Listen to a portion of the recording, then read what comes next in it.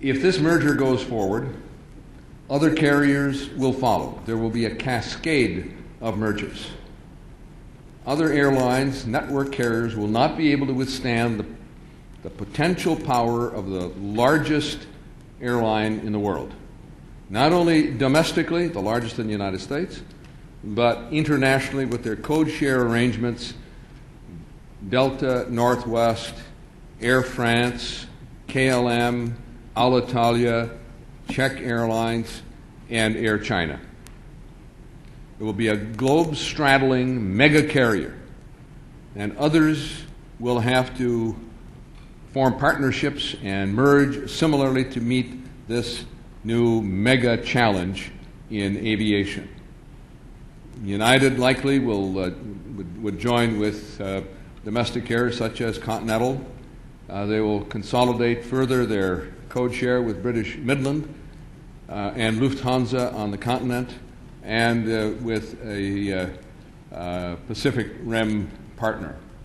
And American would very likely do as they attempted to do in the past, consolidate with another. They've already swallowed up TWA, which kind of is a mercy absorption, but they will find another network domestic partner, join with British Airways, with their continental partner, and with a partner in the Pacific Rim, and you'll have 3 global mega carriers.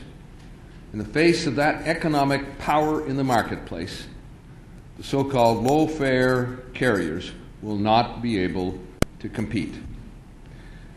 In the hub-and-spoke era of aviation, those communities at the ends of the spokes will be the ones most seriously disadvantaged. There will be more monopoly power at hubs.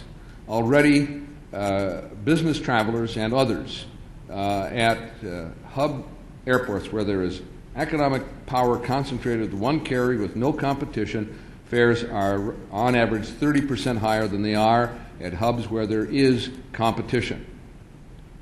This will mean even greater concentration of economic power with the ability to add frequent flyers, beyond service, and international destinations. The argument that many make, we've heard in the past, the so-called specialists or experts in the industry say, oh, well, the low-fare carriers will provide plenty of competition. And that's the argument that Delta and Northwest are offering. But they will not be able to compete against this mega carrier. Reason? Legion are my constituents who are lining up to trade in their frequent flyer miles for a trip to London, Paris, Rome, elsewhere in Europe. Southwest doesn't travel there. They're not competitive in the international marketplace, nor are the other low-fare carriers. In just less than a decade ago, 95% of domestic passenger trips were on the top 10 air carriers, 70% in the top 5. That economic concentration shows what power they have in the marketplace. Hub carriers account for more than 50% of local passenger traffic in hub cities. Lowest fares in those markets are usually paid by discretionary travelers, those who are less concerned about schedules, who can modify their travel plans, who are unlikely to cancel.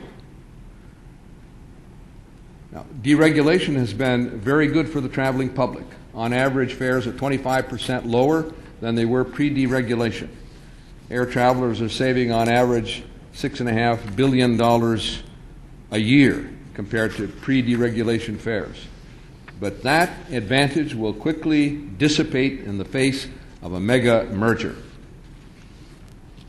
After Northwest and Continental announced their comprehensive code-sharing plan in the domestic marketplace, other U.S. carriers did the same thing.